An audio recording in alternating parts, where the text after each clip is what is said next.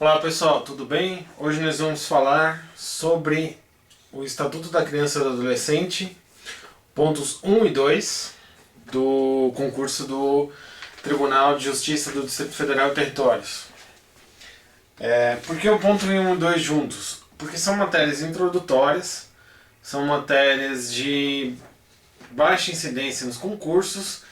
A gente só precisa ter um apanhado geral para ter uma noção, mais para a gente usar na prova dissertativa. São uma base principiológica e os 6 primeiros artigos do ECA. Então é uma matéria curta e eu decidi fazer 2 vídeos, fazer dois itens do edital no mesmo vídeo para ficar mais fácil. Senão vai ficar 2 vídeos muito curtos e acabar não rendendo tanto quanto eu gostaria. Por isso eu já emendei dois itens num vídeo só. Quais são esses itens? História da proteção jurídica e social da infância brasileira, evolução histórico-sociológica da infância e da juventude, aspectos gerais do direito da criança e do adolescente, a proteção da infância no Brasil, legislação, Constituição, Estatuto da Criança e do Adolescente ECA, atualizações legislativas sobre a matéria. Normas de interpretação do ECA. Praticamente os artigos 1º ao 6º do ECA. Normas de interpretação no 6º. Normas esparsas. Aí talvez a questão do SINASE, a questão da adoção, a lei que alterou a adoção. Mas isso também a gente vai ver especificamente lá no momento certo. E o item 2. Direitos da criança e do adolescente, doutrinas jurídicas de proteção, doutrina da situação irregular e doutrina da proteção integral, princípio da prioridade absoluta, princípio do melhor interesse para a criança e do adolescente. Então o que nós vamos fazer? Nós vamos ver agora esses 2 itens. Vai ser uma aula curta, rápida. Aqui eu acho que é melhor a pessoa dar uma lida na parte introdutória do livro. Aliás, o livro que nós vamos usar é esse aqui, Rossato, Lepori Sanches, tá?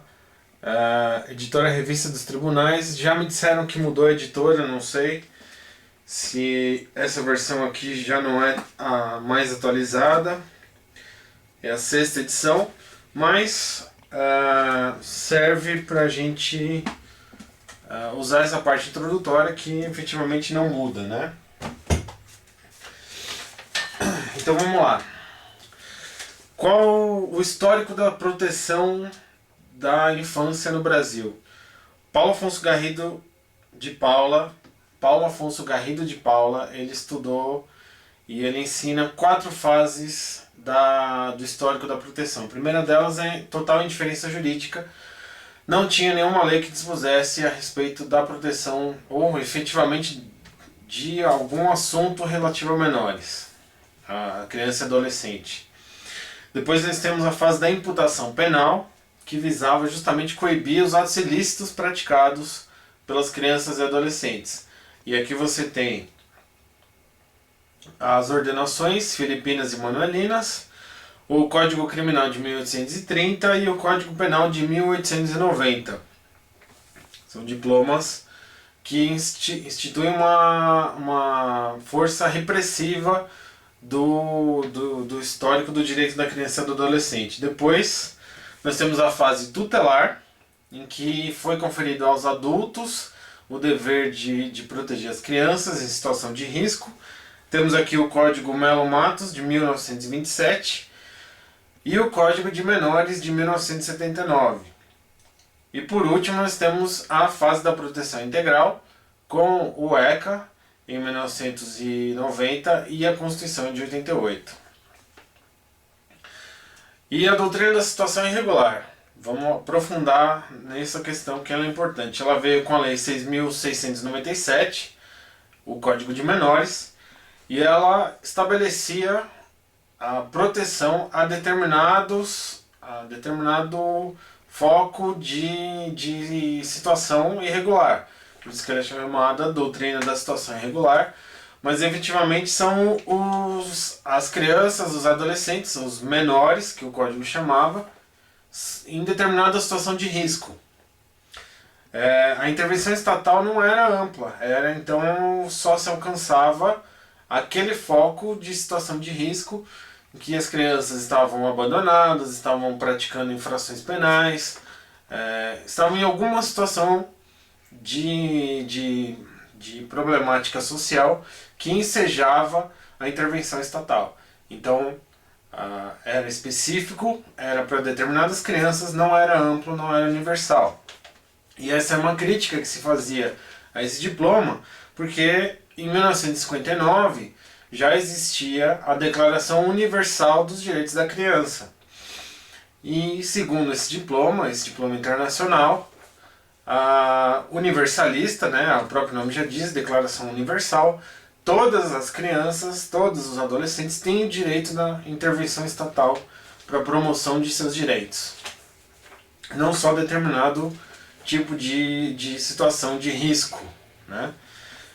Outra crítica que era utilizada é que esses menores, aliás, o termo menor hoje é visto como pejorativo, mas o código entendia que esses menores, o código de menores, entendia que a legislação era tratava esses menores como um objeto da prestação do Estado, né? Então a crítica que se fazia é que eles eram objetos da norma e não sujeitos de direito, né? Como hoje se adota na doutrina da proteção integral. Então a gente já vê uma ruptura com esse modelo, a gente percebe que crianças e adolescentes são sujeitos de direito e não mais objeto. E a gente já percebe essa inauguração no próprio artigo 1º da Lei 8.069, o ECA, o Estatuto da Criança e do Adolescente. Esta lei dispõe sobre a proteção integral à criança e ao adolescente. Então aqui ele já enumera, ele já anuncia que passa a se adotar a doutrina da proteção integral. E além disso, você tem o artigo 227 da Constituição, que já mandava o legislador adotar esse posicionamento. No artigo 227, é dever da família, sociedade e do Estado assegurar à criança, adolescente ou jovem, com absoluta prioridade, o direito à vida, saúde, alimentação, educação, lazer, profissionalização, cultura, dignidade, respeito, liberdade, convivência familiar e comunitária, além de colocá-los a salvo de toda forma de negligência, discriminação, exploração, violência, crueldade e opressão. Então isso aqui é um mandamento constitucional para que o legislador observe todo esse rol de direitos ao formular o Estatuto da Criança e do Adolescente, que efetivamente foi cumprido com a Lei 8.069, o ECA. Tá? Isso veio de uma série de diplomas internacionais, a Declaração Internacional Universal dos Direitos Humanos, a Declaração Universal dos Direitos das Crianças, a Convenção sobre Direitos das Crianças. Isso tudo trazido para o ordenamento nacional, quando foram ratificados esses tratados. Tem aquele status supralegal que a gente já sabe, o mesmo da Comissão Interamericana de Direitos Humanos, o Pacto de São José. E esse conjunto de diplomas internacionais e esses princípios inspiraram o Constituinte a promulgar o artigo 227, essa norma de proteção da infância, e determinou que o legislador ordinário produzisse a norma, o ECA. Tá? Ainda tem também o direito fundamental no artigo 6º, tem a proteção à infância, a maternidade e à infância, e isso deixa claro para a gente que é um direito fundamental, que é um direito que está protegido por cláusulas pétreas, enfim, é um direito fundamental. Existe aquela discussão se o artigo 6º e o artigo 7º são efetivamente protegidos pela cláusula pétrea, seria só o artigo 5º, mas vamos deixar isso para outra hora. Vamos entender que o direito da infância é um direito fundamental e por isso está protegido pela cláusula pétrea. Esse assunto vai ser importante depois quando a gente falar da redução da minoridade penal. Por enquanto eu vou dizer o seguinte: o STF já se pronunciou a respeito da existência de direitos fundamentais de direitos protegidos por cláusula pétrea fora do artigo 5º, quando ele disse que o sistema da tributação, o artigo 150 da Constituição, também é um direito fundamental do contribuinte. Então, esse é um argumento forte no sentido de que o direito da infância também é um direito fundamental. Mas vamos deixar isso para aprofundar outra hora, né? Então aqui a gente percebe, nesse contexto jurídico, normativo, a doutrina da proteção integral, a prioridade absoluta e o melhor interesse da criança. São princípios, são meta-princípios que vão reger todo o sistema de proteção das crianças e adolescentes. Tá? Então a gente tem, primeiro, postulado do melhor interesse, e esse postulado vai gerar dois meta-princípios, que são o princípio da proteção integral e o princípio da prioridade absoluta. Esses dois princípios vão gerar uma série de subprincípios, que nós vamos ver melhor daqui a pouco, mas primeiro eu vou explicar melhor o que é proteção integral e prioridade absoluta. O princípio da proteção integral impõe deveres à família, ao Estado e à sociedade, a gente viu no artigo 227. Esses deveres para quê? Para garantir o desenvolvimento daquilo que se chama do filhote humano. Tá?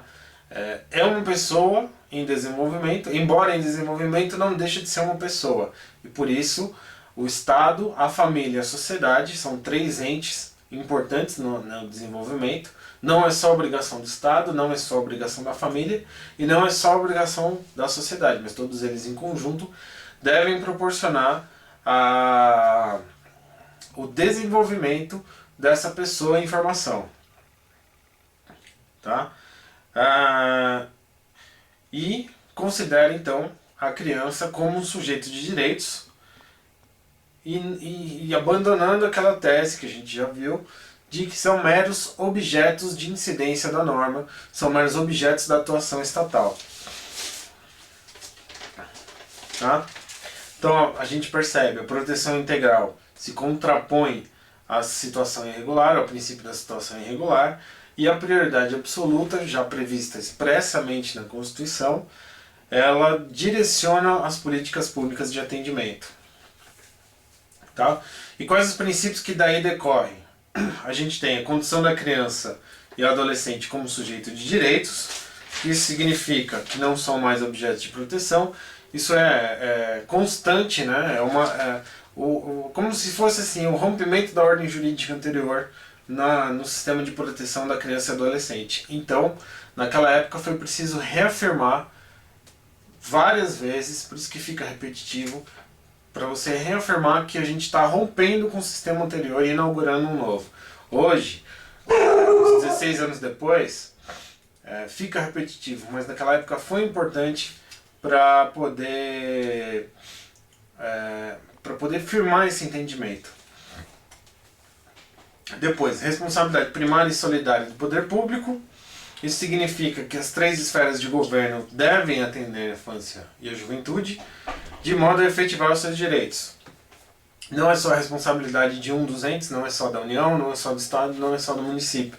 Todos eles em conjunto devem proporcionar esse atendimento. Princípio da intervenção precoce. As autoridades devem agir tão logo a situação de risco for conhecida, né? A situação tem que ser rápida e efetiva, para que se evite o dano, que a lesão efetivamente seja praticada contra a criança e adolescente. Princípio da intervenção mínima. A intervenção estatal, embora tenha que ser rápida, pelo que a gente já viu agora, ela tem que ser proporcional à situação de perigo. Né? Ela não pode ser desproporcional, ela não pode extrapolar as funções da própria intervenção. Outro princípio da proporcionalidade e atualidade, a intervenção deve ser necessária e adequada à situação de perigo. Outro princípio, responsabilidade parental, os pais devem assumir as suas obrigações com relação aos deveres para com a criança e adolescente. Né? O princípio da obrigatoriedade da informação, esse aqui a gente vai ver bastante, decorre do princípio da publicidade dos atos judiciais, do artigo 93, 9 e 10 da Constituição. Isso significa que, os atos praticados, os atos de intervenção praticados junto à infância, né, os atos, os motivos melhor dizendo, toda intervenção estatal na infância e no adolescente deve ser motivada, deve ser explicitada, deve ser esclarecida as razões pelas quais aquela atitude foi tomada. E o princípio da oitiva obrigatória e da participação. A criança e o adolescente tem o direito de participar nos atos que vão definir as suas medidas de proteção. Isso a gente tem alguns exemplos. Por exemplo, no caso de adoção, o adolescente tem que ser ouvido, a criança, se puder, também tem que ser ouvida no processo de adoção. Enfim, são situações que a gente vai acabar vendo com maior detalhe em cada ponto específico, mas são esses os princípios que regem o sistema amplo da proteção aos direitos da criança e do adolescente. Tá certo? Então, de uma forma bem rápida, bem resumida, pontos 1 e 2. Tem bastante coisa para falar, recomendo uma leitura aprofundada nesses dois primeiros itens, nessa parte introdutória, porque essa parte efetivamente vai te dar uma base para você fazer uma boa redação. Tá? E no TJDFT, esse livro aqui é importante. Esse livro aqui realmente é bom, ele serve para resolver bastante coisa e